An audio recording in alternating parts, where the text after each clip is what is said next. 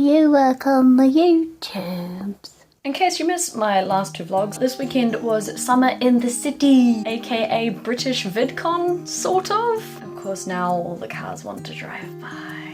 Having just been to VidCon, I didn't really want to go into Summer in the City with certain expectations or compare it to VidCon the entire time, but I do feel like it's a good frame of reference. They are two different events run by different people with different objectives in mind, but they both talk about similar sorts of things. Not entirely unreasonable to compare the two. Summer in the City had around 8,000 attendees, some people say up to 10. Thank you, Van. Whereas VidCon had 20,000. But also the venue for Summer in the City was quite a bit smaller. I looked at the map and it showed, oh yeah, that's a decent spread. It was all over one floor, but still seems like quite a large area. And then I walked into the expo hall. It was quite small. There could have been a lot more going on there. I feel like there are brands and communities that are missing out on reaching people. There's no better way to access the people you want to reach than by being there. Who knows, as it grows, more people might see it as a valid source for meeting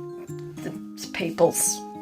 With all events like this, it is still in its growing years, and so there are still teething problems. The people who run Summer in the City are YouTubers. They're not event management people, but they also haven't, by the looks of things, made any attempt to reach out to event management people. Being a YouTuber is great. Being a YouTuber and wanting to host a YouTube event is great. Being a YouTuber and hosting the YouTube event is maybe not so great. All weekend long, there were things that didn't ruin the event, but could have been so much simpler and gone so much smoother, and there were a lot of people operating on misinformation, people who didn't exactly know what was happening. They were just going off their best guess of the situation. I had quite a few friends who were on the volunteer team. From what I heard, there were 100 volunteers for an event with 8,000 to 10,000 attendees, plus guests, plus staff needed to run the event, plus stall holders and all that sort of thing. 100 people to run an event that size is not enough. I don't know if it's a matter of they didn't get the people applying, or people applied and then pulled out, or they had like a strict threshold to make sure that they didn't just have rabid fangirls running around behind the scenes. But things could probably be a lot easier if there were more volunteers.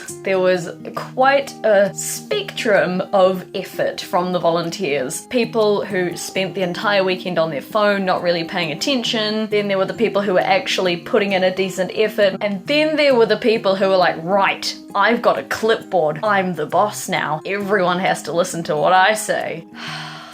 Quite often you would be told one thing by one volunteer and then 2 minutes later be told something completely different by another volunteer in the same room. And when you went to fact check, no one could give you an answer with 100% certainty that that was the right information. But like I said, these are all logistical teething problems that any event like this is going to go through. There were one thing that I could ask for next year, ignoring everything else. It would be bigger panel rooms with better soundproofing between each room. The biggest panel room was panel room A, which fit, I think, just over 1,000 people. That's an eighth of the convention, that's a decent size, but then panel room B was slightly smaller, panel room C was like a third of the size. I didn't go into the screening rooms. I had lots of flashbacks to VidCon 2014 where I found I missed out on a lot of the panels I wanted to go to because they filled up way in advance. Sunday morning I queued for an hour for the mental health panel because I knew it would fill up, which of course meant sacrificing the first panel I wanted to go to in order to guarantee my spot in the mental health panel. I went to quite a few panels in panel room C, and I found it quite hard to hear what the panelists and people asking questions were saying because there was so much noise from the other panel rooms. I do like that they cleared each panel room between panels. However, if the panel was starting at 12, they let you in the door at 12:05. The panelists came onto the stage at 12:10, and the panel itself didn't actually start until about 15:15. It had to finish at 1:45 so that everyone could clear the room before the next panel started. While there was an hour for each panel, you only got about half an hour of actual content, which was very frustrating, especially when you'd spent an hour queuing for that panel. Have an hour-long panel, but then have a half an hour gap so that you've got time to empty the room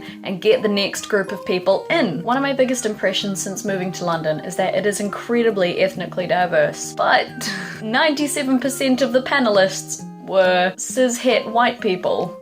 Of course, there was an effort made to include people from diverse backgrounds. There was the ethnicity and diversity panel, LGBTQ panel, and the Women on YouTube panel had 2 members who weren't white women, who unfortunately couldn't make it, which meant the diversity on that panel very rapidly dropped. There was a point made during the Sex on YouTube panel where a trans member of the audience stood up and said, "Hey, the discussion thus far has been extremely binary. It's a sex and gender talk. We should make sure that we're not being exclusive of non-binary people." And of course all the panelists took a moment and went, "Whoa, yeah, sorry." With such a hugely diverse population, I feel like there wasn't a lot of effort put into representing that diversity on the panel. Any step in the right direction is a good step and something worth celebrating, but we can always do more. I feel like everything I've talked about so far has been negative, but I had a really good weekend. Like I did have a really good time. I think one of my favorite things is the fact that with a significantly lower number of people there was a lot less pressure on creators. They didn't have to worry so much about staying behind the scenes and not being out on the expo floor for fear of being completely mobbed. Also, as a large percent of the attendees were teenage girls, once the convention was over, most of them went home and then the adults went to the bar. So on the Sunday night, we had a really good time being able to actually sit down and have a beer with people whose work I admire and be able to talk to them and have a conversation with them as humans. The panels were good, they were inspiring, they've given me a lot to think about. The main stage shows were awesome, and I had a lot of fun seeing friends who I haven't seen in a long time and making lots of new friends. Were you at SitC? What was your experience like?